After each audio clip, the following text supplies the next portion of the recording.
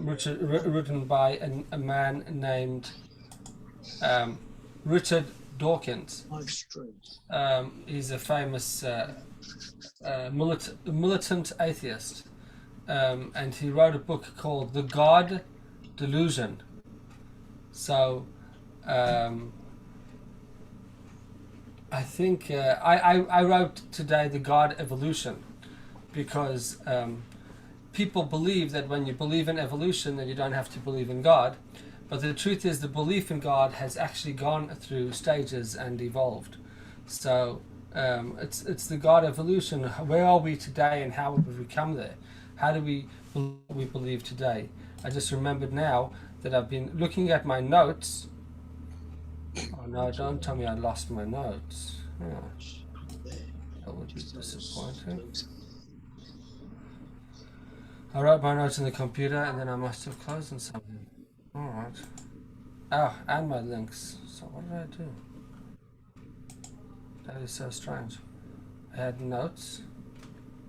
Just have to... You'll just bear with me, my apologies. No worries. Hi, Irene. Go to my... Hi. How are you? Yeah, not bad, thank you. Good. We keep thinking it's Sunday today, but it's only Tuesday. Yes, you just bought yourself 4 days. God. Mendel was talking, wasn't he? Noah? Yeah, he's looking for notes at the Oh, moment. he's looking for his notes. Yes, I was. My apologies. I just noticed that as I was talking, that when I opened Facebook, I had lost all my notes. I normally print them out, and then I realized that I hadn't actually printed them out. So I'm suddenly looking for my notes, and they're hiding, and they're not even there. So my apologies for that. So we're talking about the God evolution, how the belief in God came about, how it evolved, how did monotheism grow? Of course, the great monotheist is this week's portion, is Abraham. In this week's portion, we discuss the third portion of the Torah, the portion of Lech Lecha, and we discuss. That's better. Sorry. My apologies. How Abraham discovered God. Could you still hear me? Yes? Okay. Yep. How we're going to discuss how Abraham discovered God, but the truth is Abraham discovers God. It's not even in this parasha. It's when we come to the portion, it's already there. So I'm going to take us back to Maimonides. So Noach and Yochanan, this is relatively straightforward stuff for you, because you, I believe, have already learned a lot of Rambam. This is I only wish it was straightforward. It's not always very straightforward. This part of Rambam is pretty straightforward, although there's a lot. Right.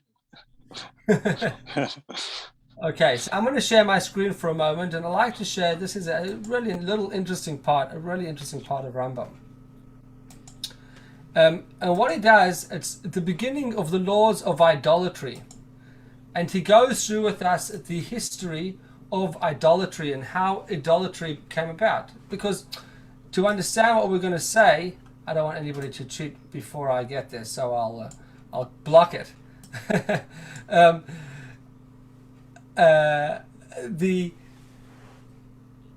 The question is like this: if Adam was created by God, you would think that Adam believed in God, correct? You would certainly say that Adam had no doubt that there was a God. At least that's what I would assume. So the question is, how do people stop believing in God? Correct? Okay. So the answer to that is actually described in Maimonides, and he does it in a very short form, but the truth is it's all based on Midrashim. And if we have time, I will describe it. So the question really should be not the God evolution, it's the atheist or idolatrist evolution. That's really our first. But once we fall into the pit of idolatry, how do we get out of that and come back to believing in a God? Is that all clear? Yeah? Good. All right, let's look at this. Whoops. My apologies. Okay, So this is the laws of idolatry. Tells us the Rambam. Bimei Enosh. Now, who is Enosh? This is a very important character, Enosh. Enosh, who is Enosh? I'll tell you in a moment, but let's just look for a second over here. Enosh is mankind. Mankind made a great mistake, and the wise men of the generation gave thoughtless counsel. Enosh himself was one of those who erred. So what happened? Let's look at what happened. Amru hoyel velikim barakochavim, being that God created stars, these stars v'galgalim, and these constellations, to control the world, and He put them in the sky, and He gave them respect, and they are serving, and they have their jobs. There's the sun and the moon and the stars. Of course, this was way before the days of proper telescopes.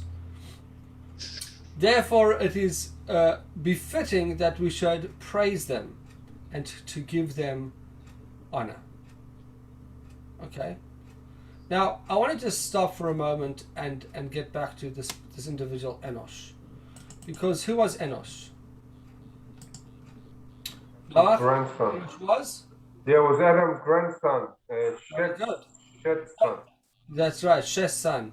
So Adam had three famous sons. He had other children, but he first has right on the first day that he's created, supposedly, he has two children, Cain and Abel, or according to some opinions, they also had sisters that were born with them. A story for another time. So Cain and Abel, of course, Hevel is killed by Cain, and then there's a whole story. Cain begets this punishment that he's going to be killed eventually. He's going to die. His descendants will die out, and when he is killed, it looks like somebody from like the Matrix movies over there or something like that. Walking down this hallway. Ruben, Tov lirot etcha. So sorry, I'm getting a bit distracted. After Cain is killed, some 200 years later, he's killed by one of his own descendants that became a guy by the name of Tuval Cain, kills Cain. To make a long story short, Adam decides, after Hevel dies, Adam separates from Eve and he decides not to have children. Right? And then, once this whole episode happens and Tuval Cain kills his great-grandfather Cain, so their wives don't want to have anything to do with them, and they come to Adam, and Adam says, no, he did it by mistake, you shouldn't separate yourself from him, he's still a good man, he murdered by mistake. And they said, well, what happened to you? You divorced, you separated from Chava. So he says, you know what, you're right, and he gets back together with Chava. So what happens as a result is the son of so Adam gets back with Eve, has a son by the name of Sheth, and Sheth has a son by the name of Enosh. Now, almost all of humanity come from this son, these people, Sheth and Enosh. Everything from God. Not so everything comes from Sheth, from Enosh, and as a result, we are here today. Why? Because Cain, who was the other son of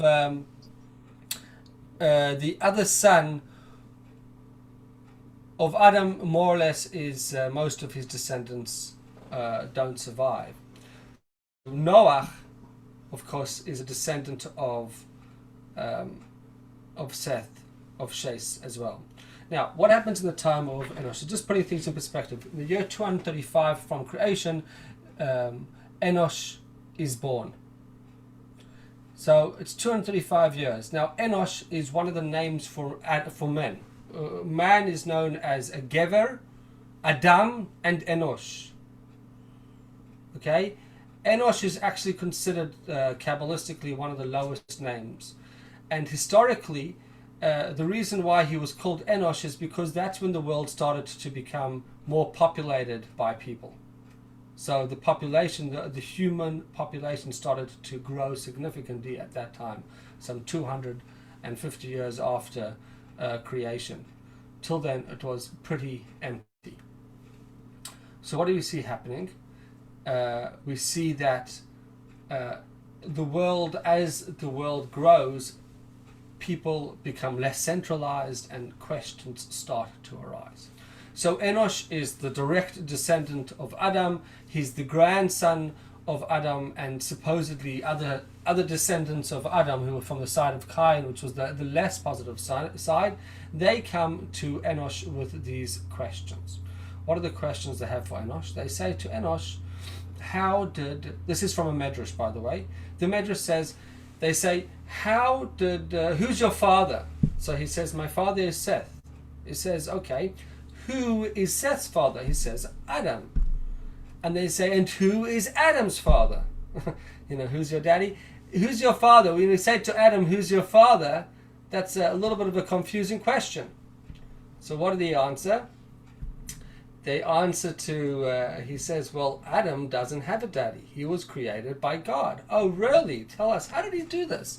Now, so it's already been 200 years that you're hearing stories from, when we hear stories from 250 years ago, it sounds like a long time ago. So it was a relatively long time ago. But all these people were still alive. For some reason, Adam, perhaps wasn't so available. Good evening, Naomi. Good evening, Joe. Good evening, Ruven. Good to see all of you. So they ask Enosh to do some type of display of how Adam was created. This is a strange, unknown medrash, which I only recently discovered. Enosh goes and he makes the form of a man in the sand, and he shows himself like blowing air into the nostrils of this thing. And so this is what God did, and miraculously this man comes to life.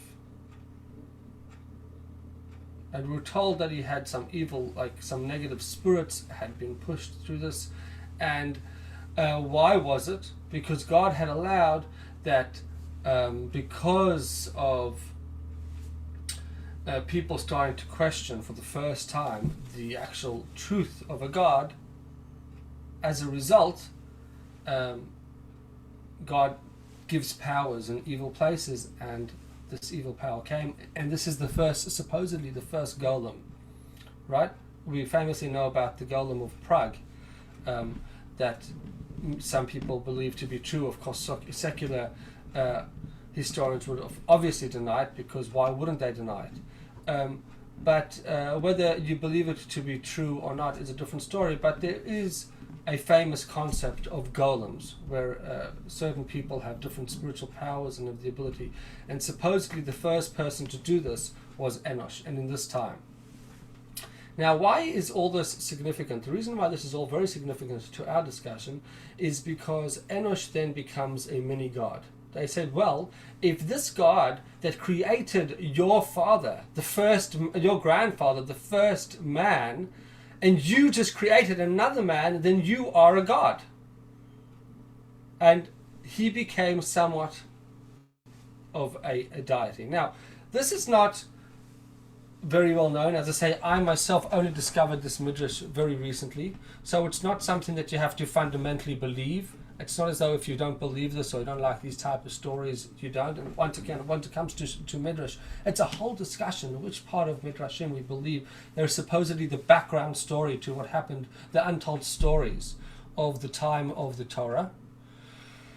But what we do know is that it's believed that idolatry started in the time of Enosh. Now, this is one midrashic story of how it started. And they started to actually serve Enosh. But going back to Maimonides, they looked at it as a more way of giving praise to God. God creates the sun and gives him the power to shine the day we need him for. agricultural reasons, and God creates the moon to shine at night and the stars, etc. And therefore, if God puts them there and gives them certain powers, we should start serving them. So they do it almost as out of respect for God.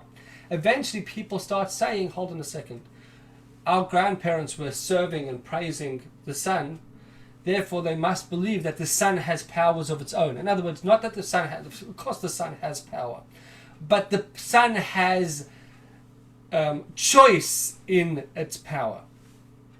Now, we would know, or I think most of us believe, that even though the sun is a very powerful existence, it doesn't have the choice whether to shine or not. It's not as if one day it can say, I'm going to shine on you, and the next day it says, I'm not going to.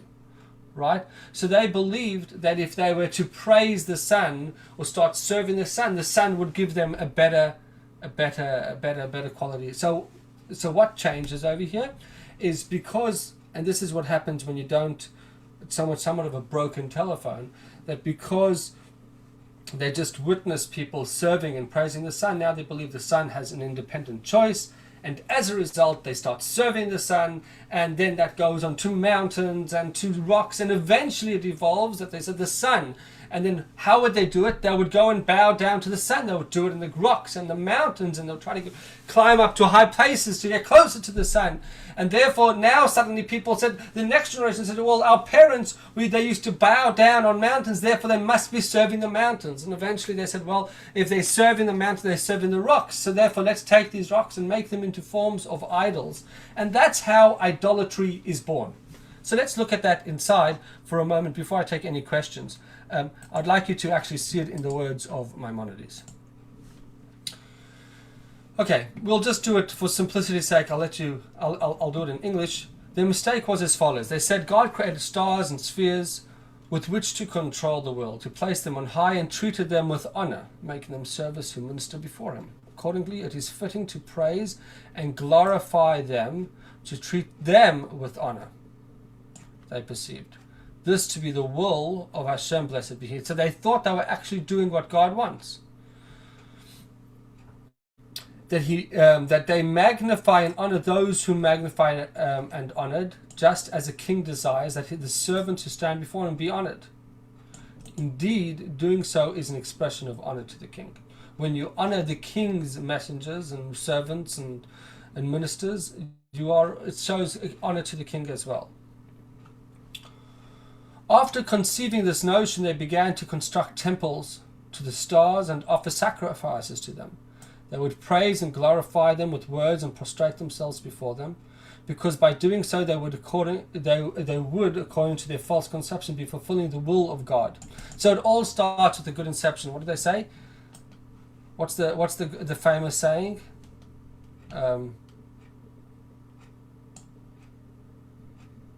Something about good intentions. Okay, you'll wake up and remember. What that counts? Is that what you mean? There's an English saying about something in good intentions.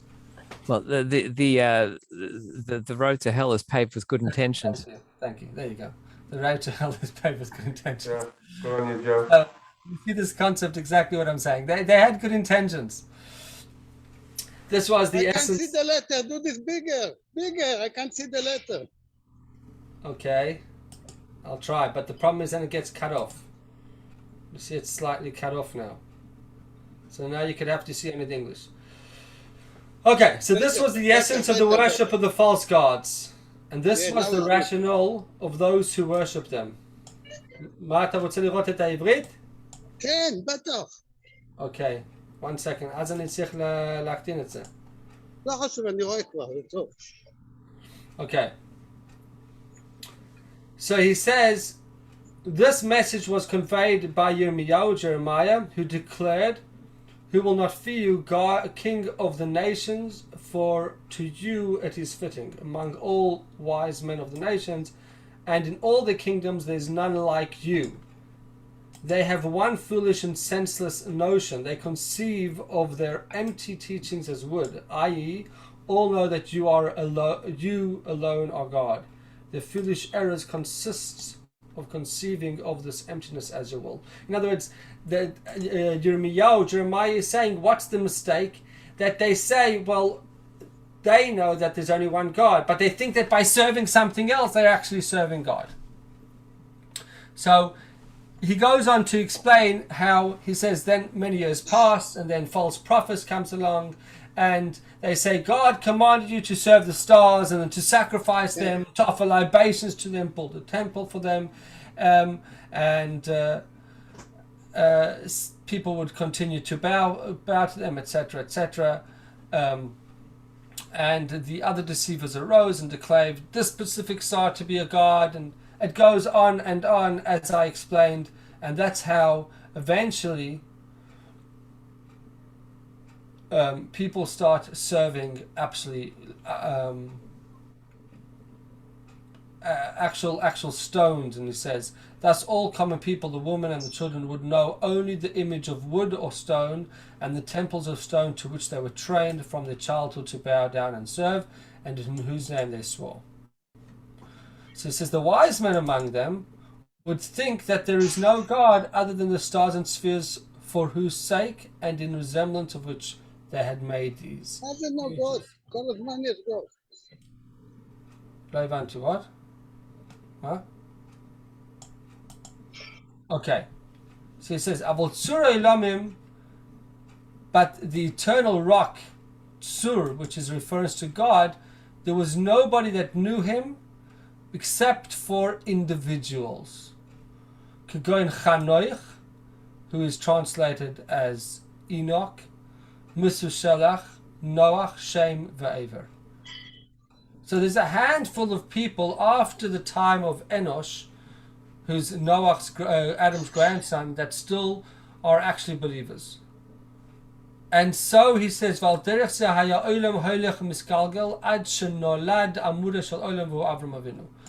the way the world went until the pillar, he says, the Amudai Shel Olam, until the birth of the pillar of the world, who is Abraham, our forefathers. That's the short history of idolatry and its evolution. Now, I just want to pause on one other point before I get into the other side of this coin, of the rebirth, which is this few lines, the pillar of the world, of the birth of Avraham, and just talk about this particular line. That there was a few people that did know about God, right?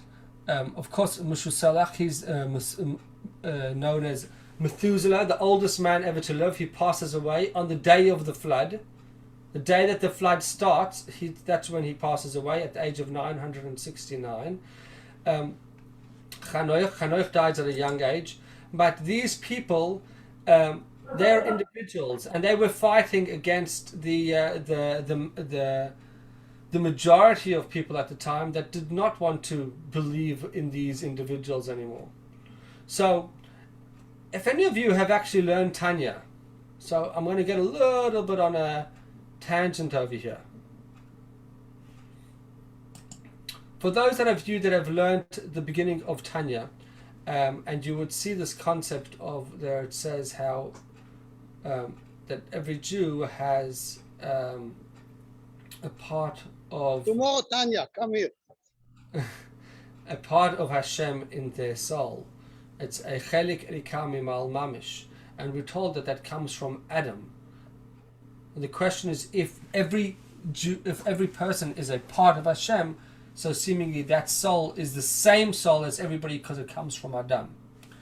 And the Midrash and the Tanya and the Arizal explain that, as we explain, because what happened in the time of Enosh, that Enosh starts somewhat of a belief in some other things. Some people start serving him, and people start serving other idols or suns and moons, and start serving things other than the real God.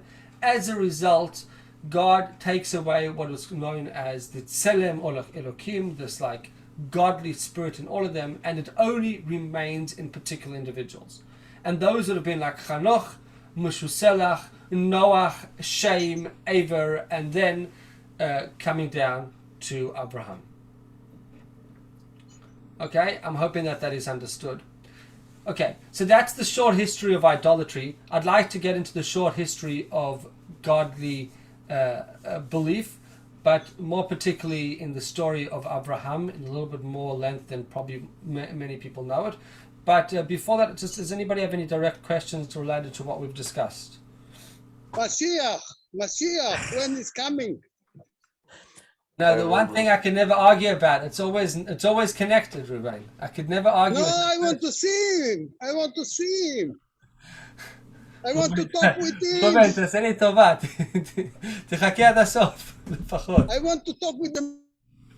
Okay, somebody else want to have a question? Yeah, I do have one, Rabbi, and Reuven, I wish you luck. I think you've still got a few kilometers to go to meet Mashiach. But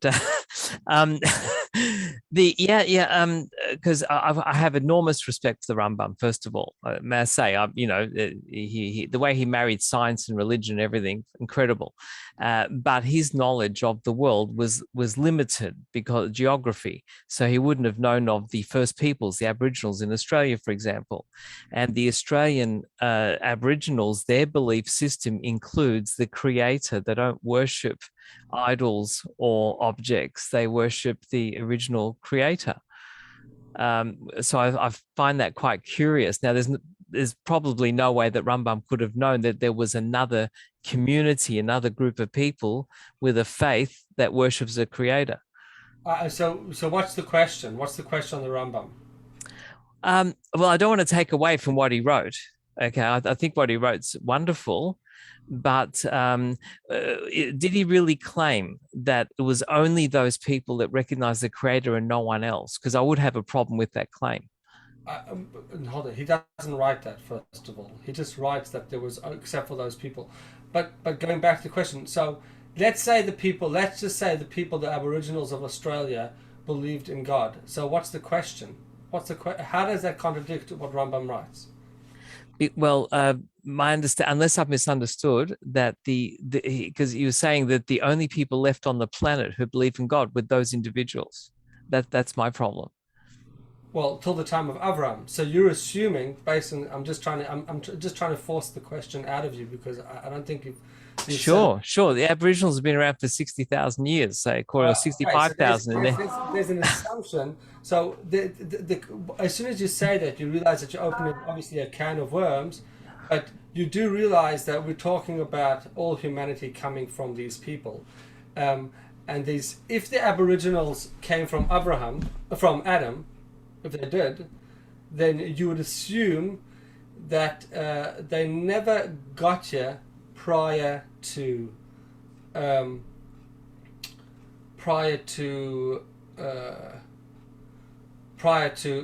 Noah, for sure, if they were to fit with the story of the flood. So, in other words, the question is going to be either not a question or it's a much bigger question. Either we're saying that they come after the time of Noah, and then they could even come after the time of Avraham, and therefore one of the timelines is wrong, either the Aboriginal timeline or the Torah's timeline. So that is a whole separate topic in and of itself, which we don't have time to get into, maybe at the end if people want to stay on. Or they simply just came, or their timeline is just simply not correct. And they came here much later, and whatever reason we believe it's 60,000, and then they just fall into the category of they could be here for 3,000 years, and therefore that doesn't contradict Rambam. You understand what I'm saying? No, they according to the scientists, they came here about 65,000 years ago. They walked over low flooded land and things like that. But they walked all the way from Africa, India. They walked and they on canoes and things like that. And it took them all those years to get to Australia. Listen, I'm in Australia, and I certainly don't want to make it sound as though I'm going against anybody's narrative of what their history is and any scientific claims. And that is a wonderful question, and I'm more than happy. It's one of my favorite topics. And as I start talking about this topic, I get all fired up and get all excited. So I would love to talk about this topic. Is the Aboriginal story exactly as it is? I'll just say I wouldn't say that it's 100% scientific. I would certainly say that it leads to a lot of questions. As soon as we enter into that topic, we enter into a much greater topic, which is the age of the Torah. So, if let's just pause this conversation because it's going to deride us, take us too much. I'm not going to have enough time to get into the whole other topic. I'm more than happy to talk about it after we conclude the main topic. But I will just say this. I wanted to enter into the topic of Avraham Avinu. Now, what's fascinating about the story about Avraham Avinu is that he comes from Mesopotamia. Okay? Now, the one place that has the most amount of evidence, of serious evidence of a real proper civilization, that like a strong civilization, that things are, and there's so much so that a few years ago I was in the Melbourne Museum and there was a whole Mesopotamia display, and a lot of those things were all rooted back to 4,000 years ago.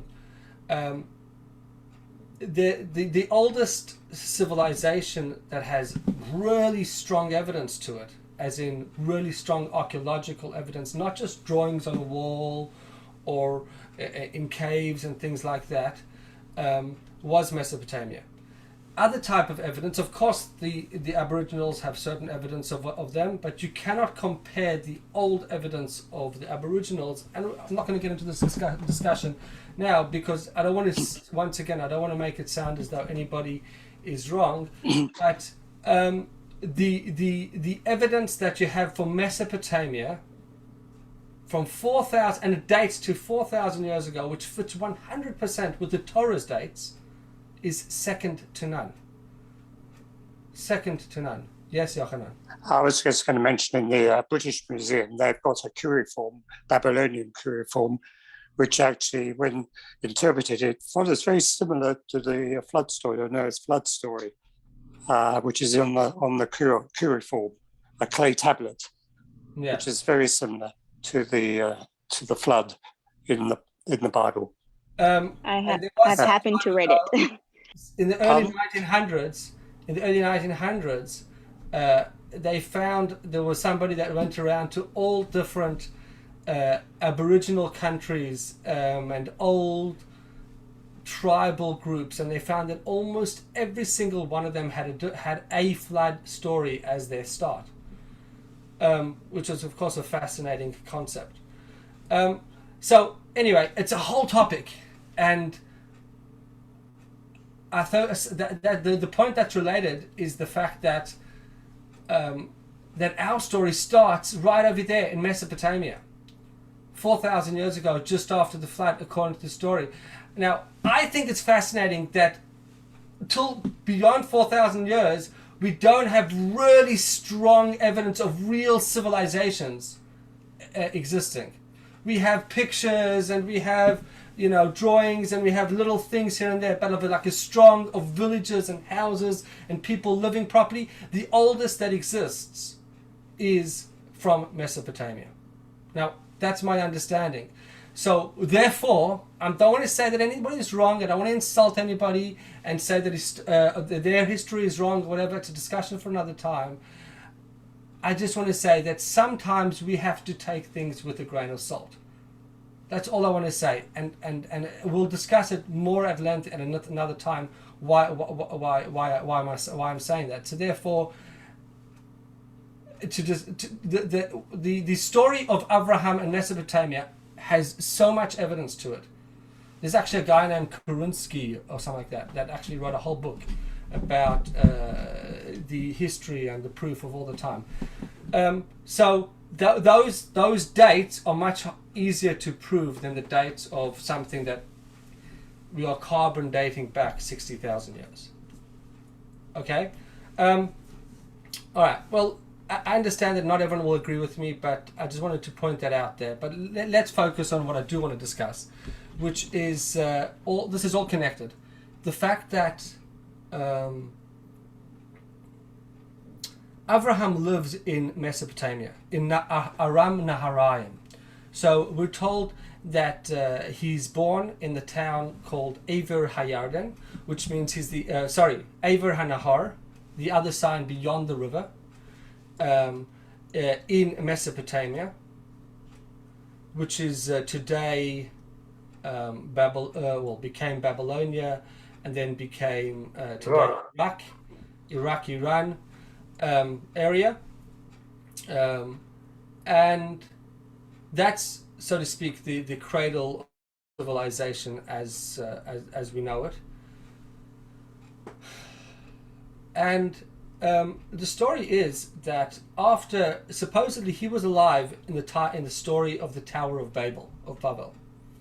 Now, after the story of the flood, most people still lived around that area, but most people did not believe in necessarily a God. And particularly, there's one individual who comes from the third son of Noah. Now, Noah is still alive. By the way, Noah is alive. Just to put things in perspective, Adam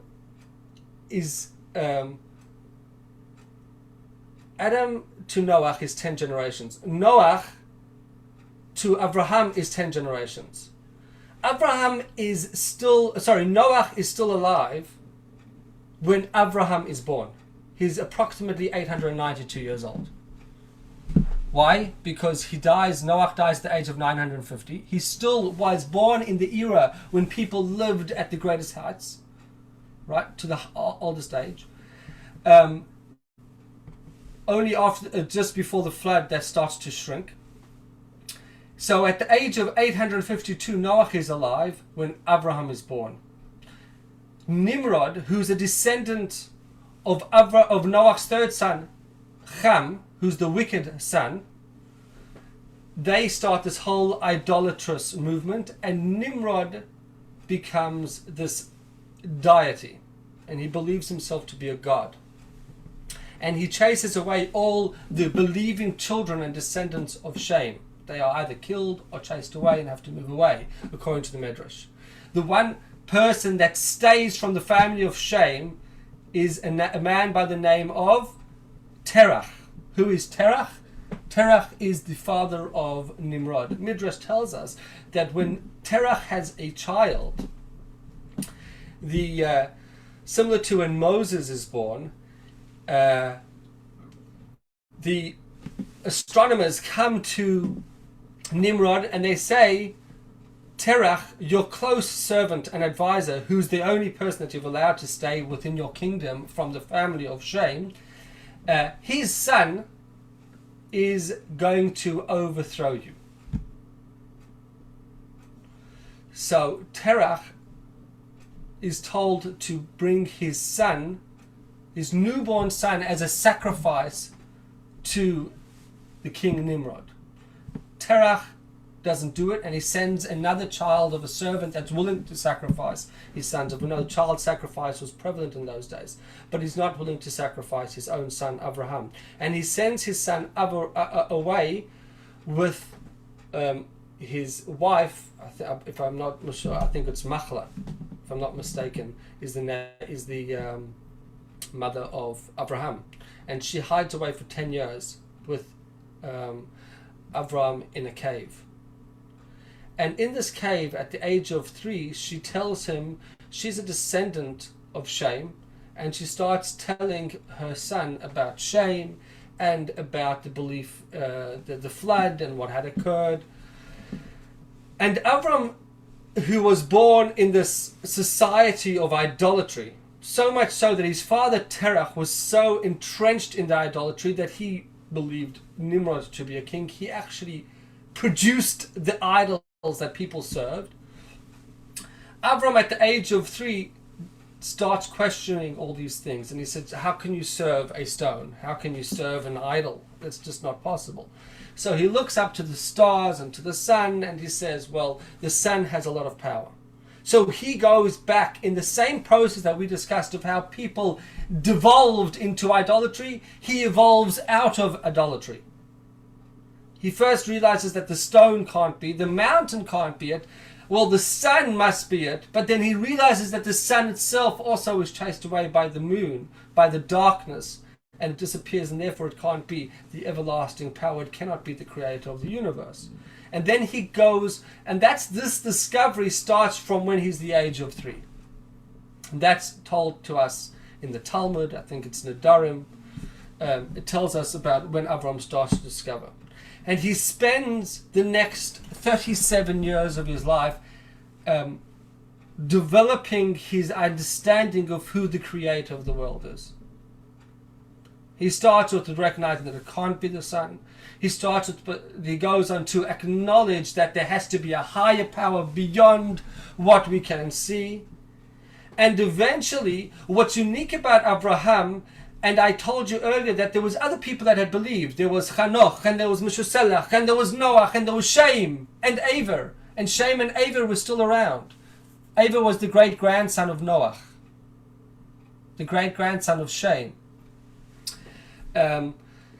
These were great people that had believed. But what was the difference when it came to Avraham is that he made it his mission to change the way the world saw things. That's why it's called Amud HaOlam, the pillar of the world.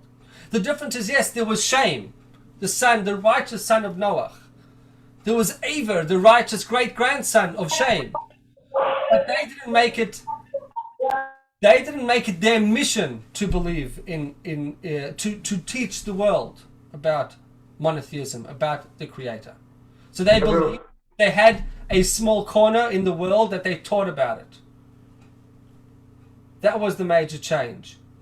And we're told that actually the way that Avram develops his understanding is he actually goes back and he finds his great-great-grandfather 10 generations back, Shem, who was still alive, and Noach, who was still alive. And from Noach and Shem, and eventually also the grandson, they made a yeshiva, or a small school, that they would teach. It's like a small little cult or group, I wouldn't call it a cult, that people would study about God. And he found out about these were the people that had kept to the core, and they hadn't gone off and started believing in all types of strange things. That was how he discovered and he learned about the Creator. But what changed is that he was willing to sacrifice everything for this belief. Years later, he comes back to his father, who knew that he was still alive, and his father puts him in charge of his idol producing company. And the famous story that I'm sure you've all heard, how Avraham goes and he says, well, he's in charge, and he goes and he destroys all the idols. And when his father comes back and he says, what happened? He says, well, a fight came out. They started fighting amongst themselves. And he says, well, that's impossible. He says, well, if that's impossible,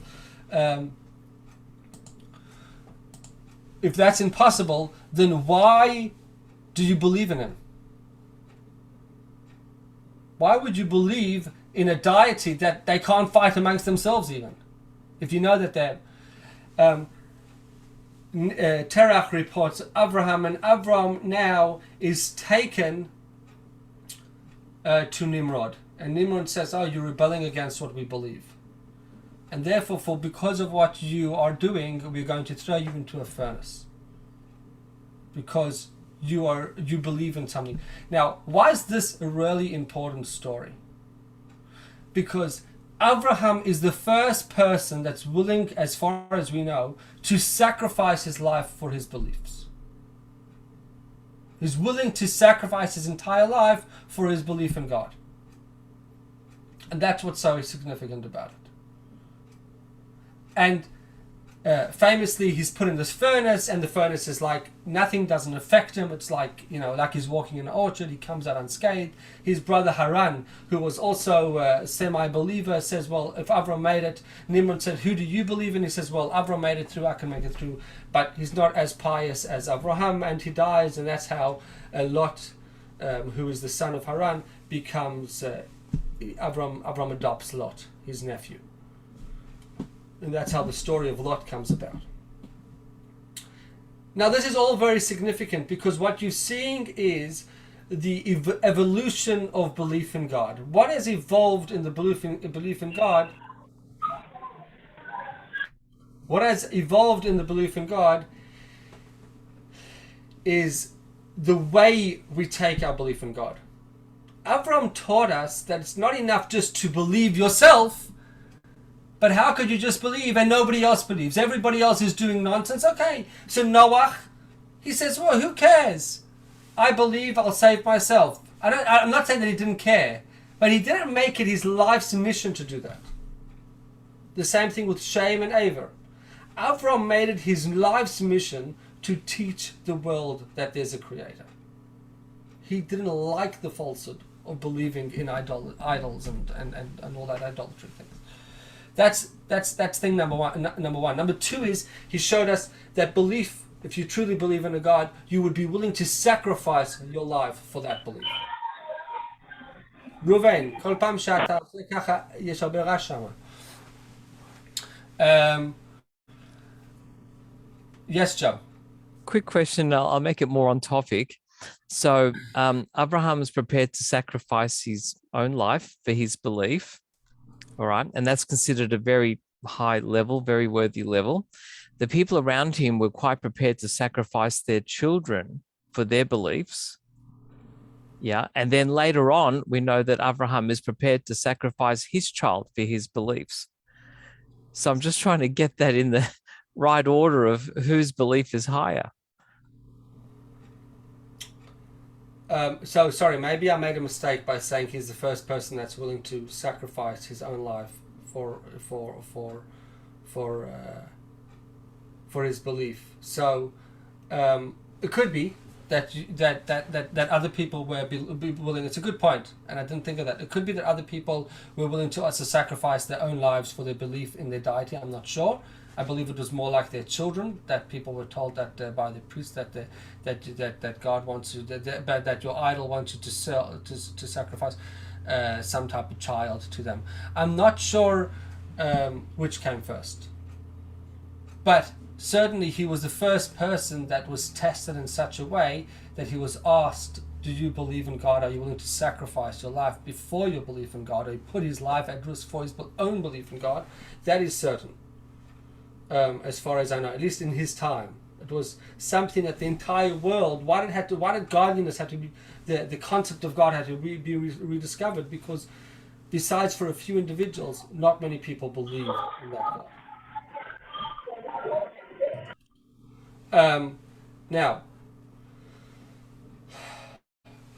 I want to take Joe's point a step further, and this is the next point where I understand how this evolution takes place. Now, Abraham is probably the most influential person in all of history, because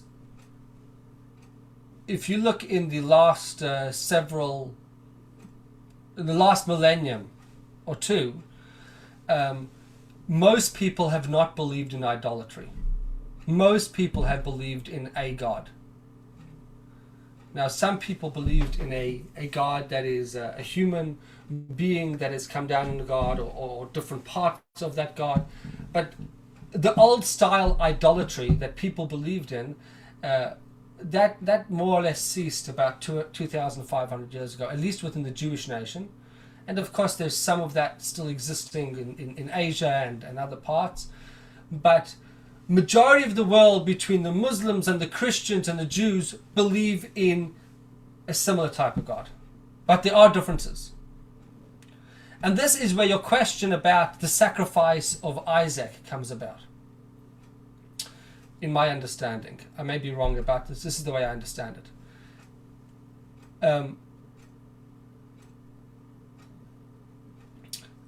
Even though today's day and age, there's a lot of similarities between what Jews believe and what Muslims believe and Christians believe from a belief in a God. Of course, it's easy to tell the difference between what Christians believe and Jews believe. We definitely don't believe that there's any human being that is God, for those Christians that do believe those type of things, right? That, of course, that's an obvious difference. But not all Christians believe that. But even within the Muslim concept, there's still major differences. So the evolution of God is brought down. There's an incredible concept in the beginning of Maimonides where he talks about how when we talk about God, we're talking about nothing physical whatsoever. Not only nothing physical, nothing that could be described in any way whatsoever. Now, would you say that this is how the world evolved? There's an interesting story that is told that when Rambam wrote down that God has no description and no physical manifestations, or no physical parts to him. So the people asked, well, it says in the Torah that God has the eyes of God and the arm of God, Yad HaChazakah, the strong arm of God. So how do you answer that? And Rambam says, well, that's anthropomorphical. That's talking in the way that humans understand. So there's a story saying that up in heaven, there was some great people, great scholars, that had taken certain parts of the Torah literally. And they believed that when it said the hand of God, that God actually had a hand. And suddenly they were chased out of heaven. Because he says that it's actually heretical, says Maimonides, it's actually heretical to believe that God has any type of human parts whatsoever. Until there was one man known as the Ravid, who his commentary was actually placed with inside the Rambam, because that's what we like to do. When people disagree with us, we don't cancel them. We actually place them on the same page as us. That's the Jewish way of disagreeing. So the Ravid who argued on the Rambam, he's in the Rambam himself. And he says, no. People didn't have your explanation, Rambam. Not everyone had learnt that part. In those days, not all the books were available. Yes, it's an old fundamental belief that God has no physical parts. But if somebody didn't know that and they took these things literally, they can't be, so to speak, chased out of heaven because of that. They can't be blamed for things that they were not taught. And Ravid is, so to speak, the defender of those people in this particular case. Of course, he's throughout Rambam arguing on Rambam. There's certain volumes of Rambam that are actually only printed with something called Hasagat HaRavid, which means the arguments of Ravid. And it's just a beautiful thing when you look at Judah. The guy writes a book. He writes the greatest encyclopedia ever written on Jewish law. And what do they have to stick there? Just stick somebody that's giving nice commentary and praise to Rambam. Instead, if you're going to stick one thing in the Rambam, what do you put? The guy that's arguing on the Rambam. That's the way us Jewish people do it. We never run away from a debate or from a different opinion, just in case anybody has that misconception. So the fundamental belief that Avraham really evolves and teaches us is that it's not enough to believe in a God. It's not enough that you say the world was created by a God. But you have to, number one, you have to serve him. You have to bless and acknowledge that everything comes from him. We're told that Avraham would sit in the desert and he would live in the desert on purpose where other people weren't there, and then they would come and they needed food or whatever it was, and he would say to them, okay, they ate their food, and he would say, okay, they wanted to pay him. He said, oh, you don't have to pay me, just bless God, thank God, the food comes from God. And this was a concept that was unheard of in his time. Prior to that, there was a belief that there was a God. Some people believed in idols and some people believed in a creator. And he said, no, it's not enough. If you believe in a God, you actually have to thank him. Why do you have to thank him for the food? Just because he created the world? He didn't plow the farm. He didn't do all the hard work. He said, no. Avram taught us something else. No, everything comes from God. Even the things that we think that we've worked on, they themselves also come from God. And that's why Avram says, anything that we eat, we have to bless God for. Everything that we see, we have to bless God. And this evolves into a further concept within the evolution of God, which is a fundamental principle within Hasidus. Now, we don't have time, but I just want to just point this out. It's a big part of this, is that the Torah says, Ein od ata harei saladas, you have shown us to know that when God gave us the Torah, He actually showed us something. What did He show us? That not only is there no other God besides for God, it's not that there's two gods, but the fundamental difference is that there's nothing else that exists besides for God. Now this is where I think Hasidus makes this as a fundamental principle. This was a fundamental principle of the Baal Shem Tov, the founder of the Hasidic movement, but it's not a new concept. It was already within Judaism. As I said, it clearly states this concept within the Torah, that nothing exists besides for God. In other words, nothing, even the world does not exist in its own independent identity. It's actually just a manifestation of Hashem. So therefore, when Avram is asked the question, there's so much more that I want to say, but I understand that some people might be tired, so I'll just wrap it up with this concept. When Avram's asked to sacrifice his life by God, or the life of his child, who he had been promised by God that child will be his continuation and would be the one to inherit the land. And he's told, go and sacrifice Isaac. How was he willing to do it? Because from his understanding is that the child is just as much a part of God as anything else. And therefore, if the word of God is telling me to do this, then it cannot be in contradiction to if it's coming from Hashem, it cannot contradict the truth, my truth of God saying that I should love and cherish and take care of this child. And the command to kill my child cannot be in contradiction. Now, of course, we now know that God does not like murder and doesn't like, especially not sacrifice of children. And Avram himself knew that. But he was also aware that God cannot be self-contradictory, and therefore he was willing to do it. But afterwards, God says, actually, I told you to do it, but I didn't mean that you should actually carry it out, and it was just a test to see if you're willing to do it. To see if your faith and your understanding in the oneness of God, when I say oneness, as in there's nothing exists outside of God, was wholesome. I'm talking a little bit in shorthand today because we run out of time. In short, the conclusion is that Avram discovered that if there is a God, if there is a God that is beyond the world, there would have been a time that nothing existed besides for God. And therefore, if when God created this world, if nothing existed then nothing else exists now outside of God as well. In other words, yes, things may appear to have changed, but nothing has really changed.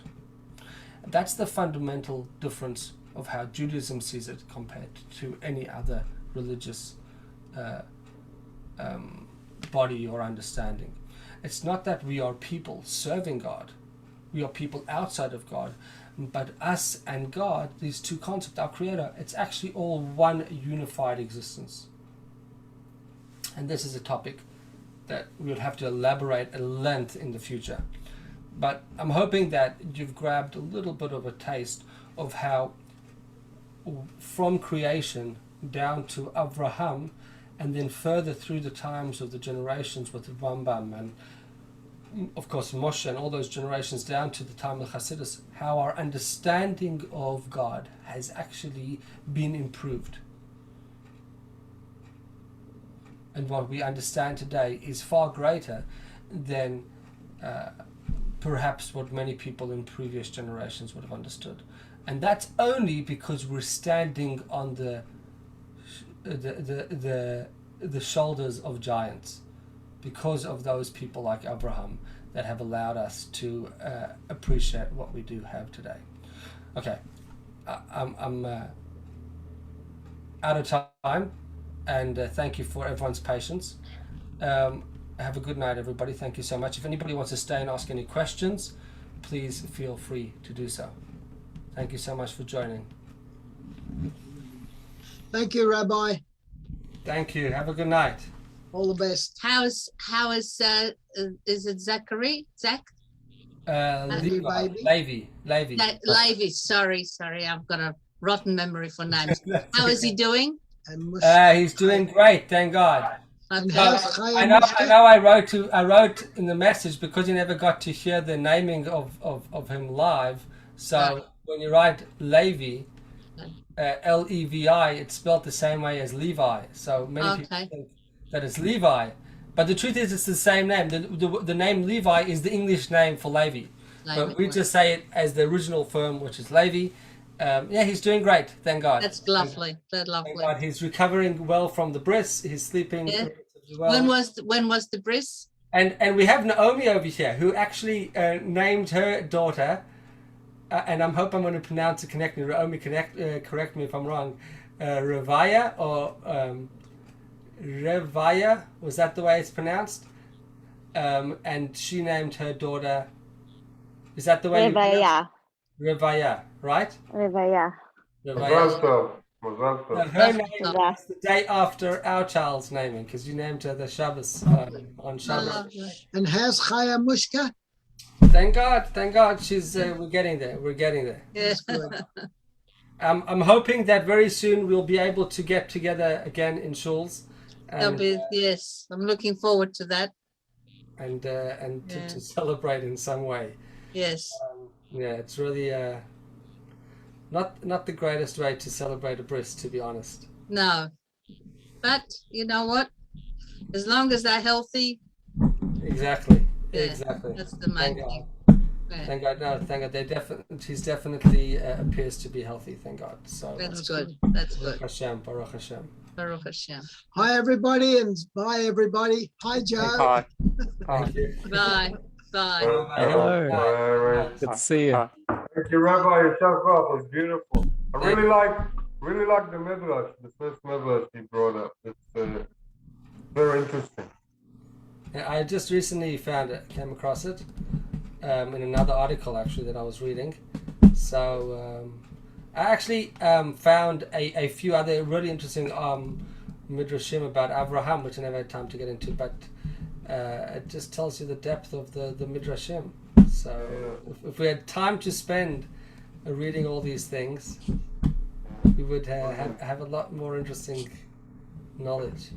That's really brilliant. That's very good.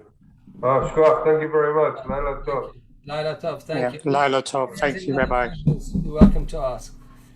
I'll stick around a little bit if that's all right, just because what I'll ask about is the dimensional nature of the multi-dimensions of existence.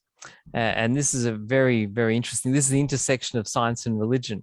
It doesn't negate anything that you've said. It's actually fully compliant with, is that a being, an existence, which exists in many other dimensions, and we're limited to, 3 dimensions plus time.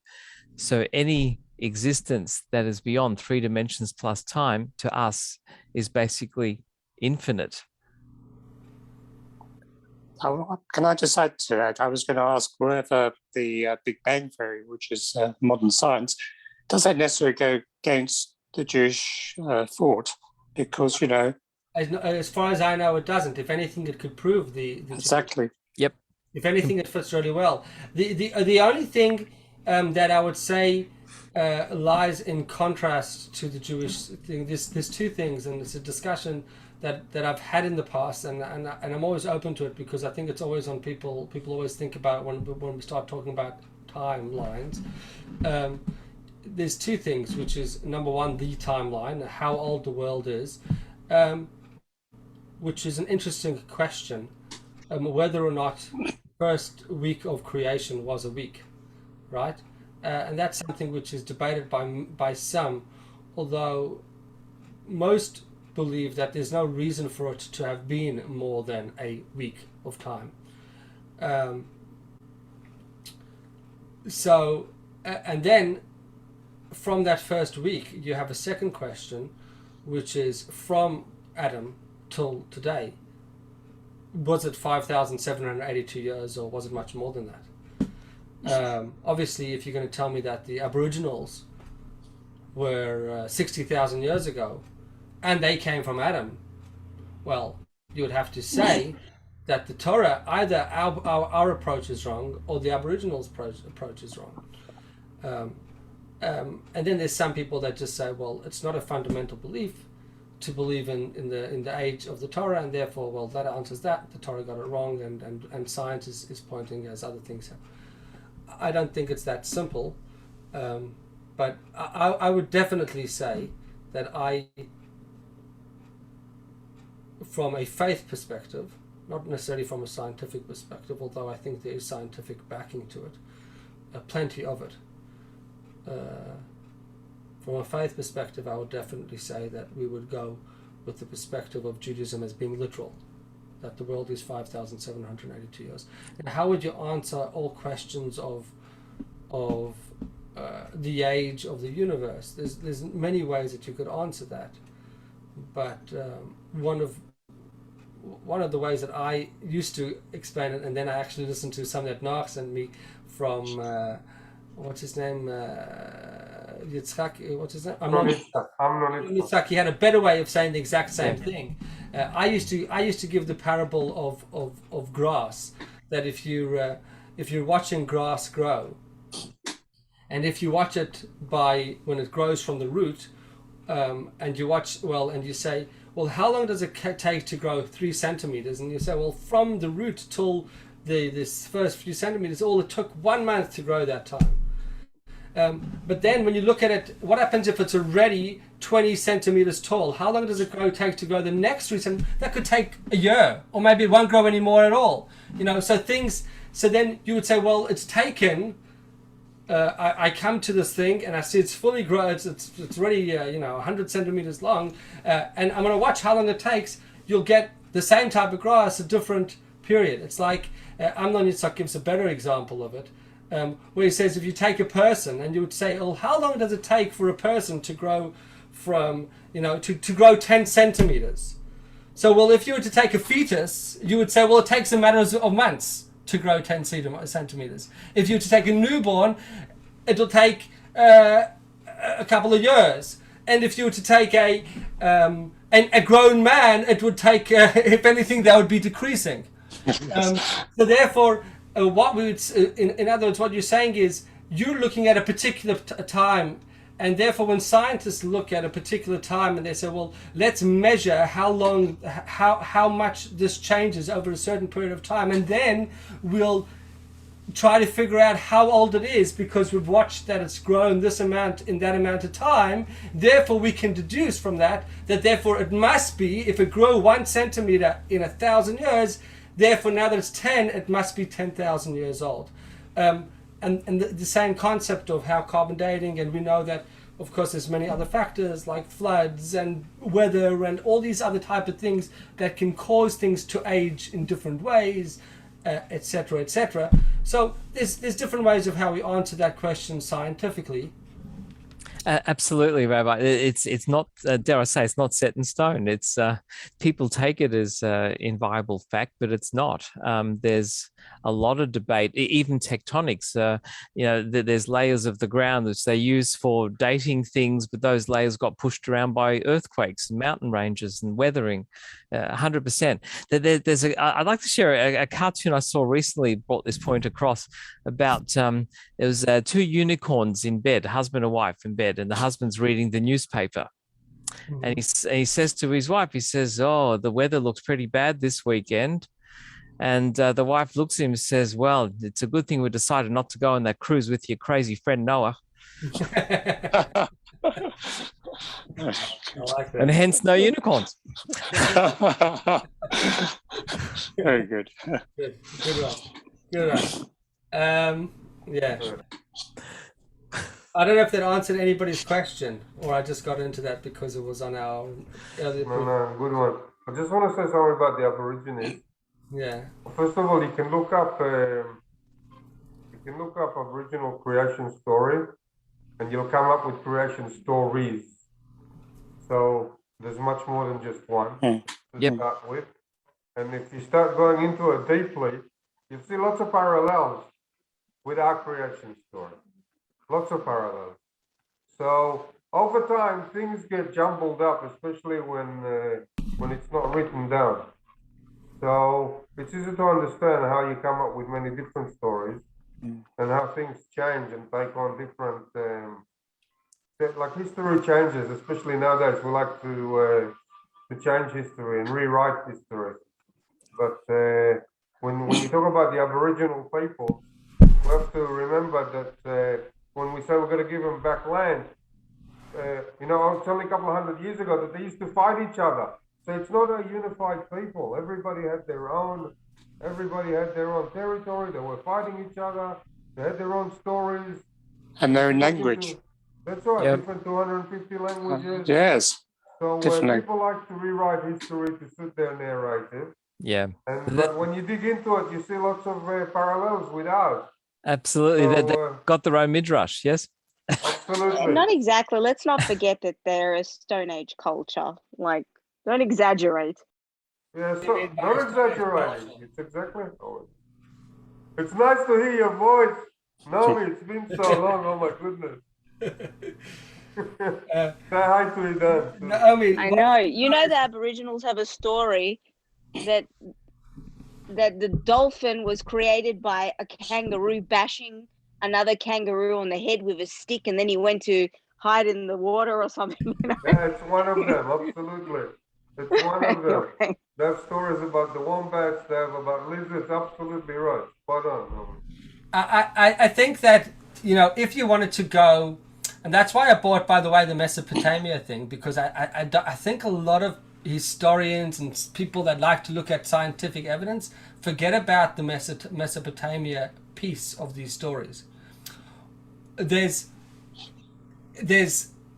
from the story of Mesopotamia all the way through history, all the way till today almost, we have like evidence of the continuous story. But it stops at that story of 4,000 years ago, Mesopotamia. And then you just have like caves and old fossils and things that are dug up and then carbon dated to be 50 billion, and they're given these extreme numbers. And we don't have anything that dates like a storyline of going back more than 4,000 years. And it all starts from Mesopotamia. And it's almost like continuous, and we can almost like follow trends, and also anything Egyptian, anything of like a proper civilization, or of anything that is really almost like concrete proof, only starts 4,000 years ago. And everything else is based on different scientific methods of how we date them, or Aboriginal type stories. And that's why, to me, that's a very strong proof to the Torah's narrative. Just on that perspective, because why suddenly when the Torah, which was given, let's say, for those people that don't believe in the Torah, let's say 2,000 years ago, somebody made it up. Of course, we know that there's strong evidence of the Dead Sea Scrolls, which is the strongest evidence that any civilization has of written word going back that long. We don't know of any other civilizations or even writing that much, besides maybe the hieroglyphics from Egypt. But the content that of the Torah is almost so, you could almost point it directly to the places that it happened and find the evidence of, not necessarily the exact story, even though some people claim to have found archaeological evidence of the exact story, but everything from then. But once you go past it, suddenly there's like this vacuum of this void of like nothingness. oh, and then the scientists will say, well, that's when we turned from being Stone Age people to humans. You know, that's when we became, humans from being apes. I don't know. Then suddenly we evolved, or there was a sudden change. It's just funny how there's sudden change happens and fits in the line of the Torah. So it's almost like too many things are happening. So that's why I think that little. This is my personal thing. I haven't read it anywhere or seen it. It's my personal feeling that little Mesopotamia element is really strong proof for the Torah, at least in my opinion. I actually studied these texts quite a bit, and I can tell you're spot on, and that some of the parallels are insane.